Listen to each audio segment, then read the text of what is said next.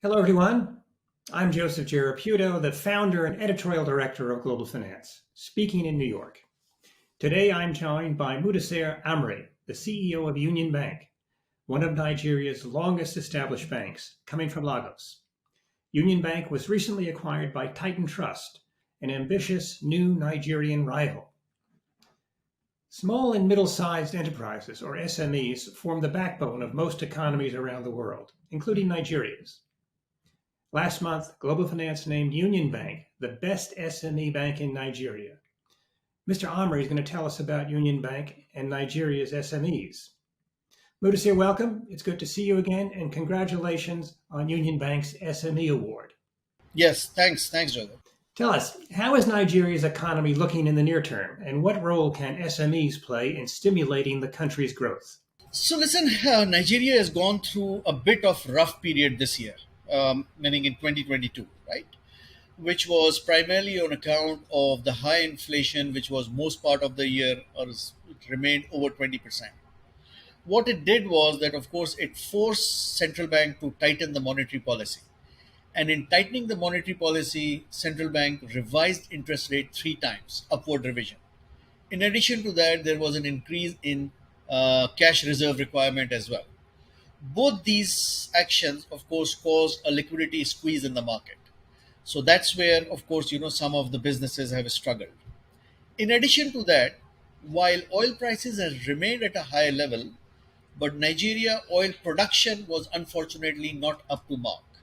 So Nigeria consistently, on an average, throughout the year, produced less than what it could have produced otherwise, which of course means less inflow of foreign currency. So that has caused foreign currency or foreign exchange squeeze as well. So both these combination of local currency squeeze and foreign currency squeeze, of course, has caused some slowdown and problems for the industry. However, 2023, of course, this year is going to be a different year, right? Because we have elections scheduled in February. Government will be formed somewhere in April, May, and then every time that we have seen that there are elections, there are a bit of optimism. So that optimism drives 5 to 6 months. So almost this year you will have that optimistic scenario and a bit of momentum in the market. After that, how the government takes it forward depends on the new government. So we are optimistic about 2023. We have ambitious plan for 2023, and SMEs are about 43% of the GDP.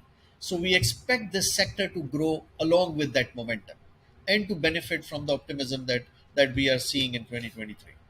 What are the biggest challenges facing SMEs when launching and operating their businesses, and how is Union Bank supporting them? The biggest challenge that we see for SMEs are primarily financing, right?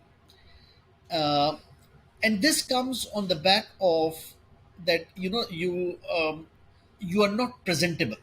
So while these some of these businesses are fabulously run and they are quite successful businesses, but this is still an unorganized sector, right? Unorganized in terms of the maintenance of books that they maintain, unorganized in terms of their financials are not properly audited, unorganized because, of course, they lack pure, professional advisors or professional teams because most of them are family run businesses anyway. So I think that is where it lacks. And that's why if you look at it overall, I think if I remember correctly, the number of SMEs in the market are over 40 million, out of which if you look at number who have access to financing is less than 20%, and that includes everything. You include DFI, commercial bank, microfinance, everything, fintech, all included are less than 8 million SMEs which have access to financing, right, compared to 40 million. So that's a big gap, and that gap persists only because despite of doing good businesses, your disclosure is not good enough, your representation is not good enough, your articulation is not good enough for the lenders to understand the risk. Union Bank has introduced digital solutions for SMEs. How are they working? Our digital solutions are primarily focused on tailor-made solutions, right? So we have very good collection and very good payment platforms. So this basically provides them the platform and the tool whereby they can make payments, timely payments, and also collect. And these platforms automatically give them the reconciliation solution as well. So while I was talking about that these SMEs lacks the professional teams on their part, but at least these platforms help them, right, in terms of reconciliation and some sort of maintenance of books, etc. However, then we have another third very interesting platform, which is called Cola. So it is basically a freelancer program. So what it does is it connects SMEs with freelancers. Because see, the bottom line is that some of these SMEs, which I mentioned, lacks the professionalism or professionals, is because they can't afford a chartered accountant to be their accountant. They can't afford a professional creative person to do their designing and marketing job and things like that. So this platform basically connects you with freelancers.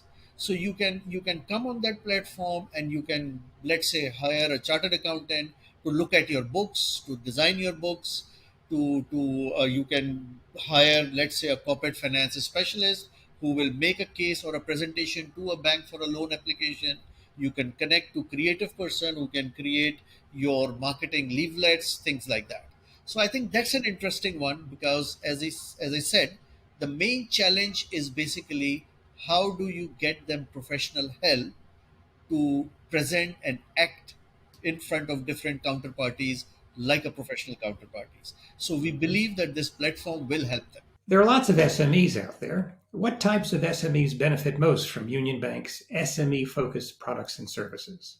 We are primarily our SME lending program is designed very differently. We are very structured, focused, and we have ring fence program which we call tailor made program for each industry.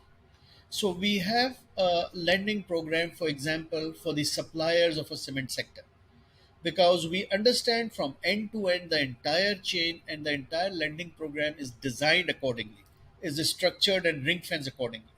Similarly, then we have lending program for distributors of telecom players, right, who are selling this data and voice and all of that.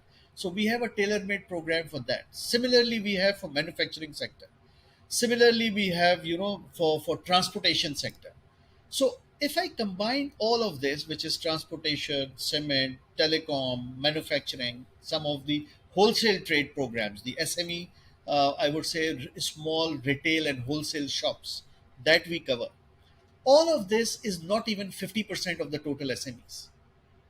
So what we are catering to, or even our target market, I don't know what market share is out of that target market, even that is 50%. But going beyond that, we have to increase our learning curve as well. We have to understand those industries, which is mining, right? What SMEs are playing a role there. How do we mitigate a risk? Agriculture. How do we penetrate into there? How do we mitigate a risk in that particular sector? That we are still learning.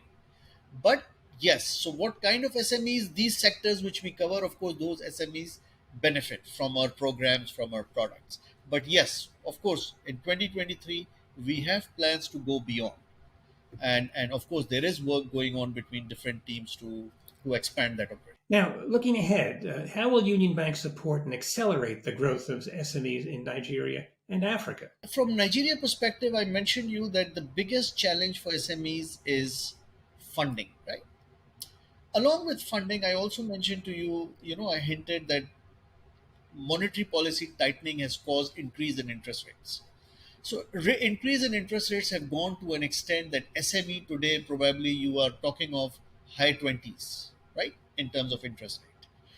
We understand, and it is unfortunately because of the overall cost of funds and the structure that's the risk profile, including the risk profile and all of that. That is where the interest rate comes for an SME today.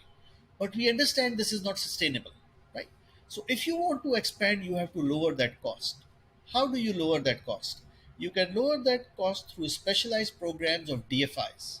So we are in discussion with a lot of DFIs for targeted funding for SMEs. So what they do is they will provide you at reasonable rate, funding that you can channel through SMEs by whatever programs that we design.